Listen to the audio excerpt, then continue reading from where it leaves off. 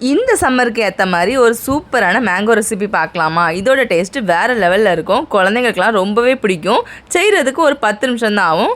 Mango pudding எப்படி பண்ணலான்னு பார்த்துடலாமா? இதுக்கு நான் ஒரு பெரிய சைஸ் மாம்பழம் எடுத்திருக்கேன். இதை குட்டி குட்டி பீஸாக கட் பண்ணி மிக்சர் ஜாரில் ஆட் பண்ணிக்கலாம். இது கூடவே ஒரு 4 ஸ்பூன் அளவு சீனி போட்டுக்கலாம். சீனி நம்மளுக்கு இனிப்புக்கு ஏற்ற மாதிரி போட்டுக்கலாம். நான் ஒரு 4 ஸ்பூன் அளவு போட்டிருக்கேன்.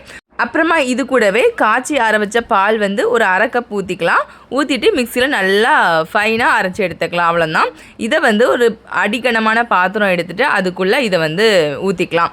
அதுக்கப்புறமா ஒரு 2 ஸ்பூன் அளவு கார்ன்ஃப்ளவர் எடுத்திருக்கேன். இதை கொஞ்சமாக தண்ணி ஊற்றி மிக்ஸ் பண்ணி வச்சுக்கலாம். இப்போது நம்ம அரைச்சி வச்சுருக்க மாம்பழத்தை அடுப்பில் வச்சுக்கலாம். இது ஒரு 2 நிமிஷம் நல்லா வெந்து வந்ததுக்கப்புறமா ரெடி பண்ணி வச்சுருக்க கார்ன்ஃப்ளவர் மாவு உள்ளே ஊற்றி ஒரு 2-3 நிமிஷம் நல்லா கைவிடாமல் கிண்டிக்கிட்டே இருந்தால் நல்லா திக்காகும். இந்த ஸ்டேஜில் அடுப்பை ஆஃப் பண்ணிக்கலாம். ஒரு பவுலில் லைட்டாக ஆயில் அப்ளை பண்ணி வச்சுருக்கேன். அந்த பவுலில் நம்ம ரெடி பண்ணி வச்சுருக்க மேங்கோ உள்ளே ஊற்றிக்கலாம். இது நல்லா ஆறுனதுக்கப்புறமா ஃப்ரிட்ஜில் ஒரு 5-10 நிமிஷம் வச்சு எடுத்தால் சூப்பரான மேங்கோ புட்டிங் ரெடி ஆகிட்டு நீங்களும் கண்டிப்பாக ட்ரை பண்ணி பாருங்கள். ட்ரை பண்ணி பார்த்துட்டு எப்படி இருக்குன்னு சொல்லுங்கள். இந்த வீடியோ பிடிச்சா லைக் போட்டுக்கோங்க. தேங்க்யூ.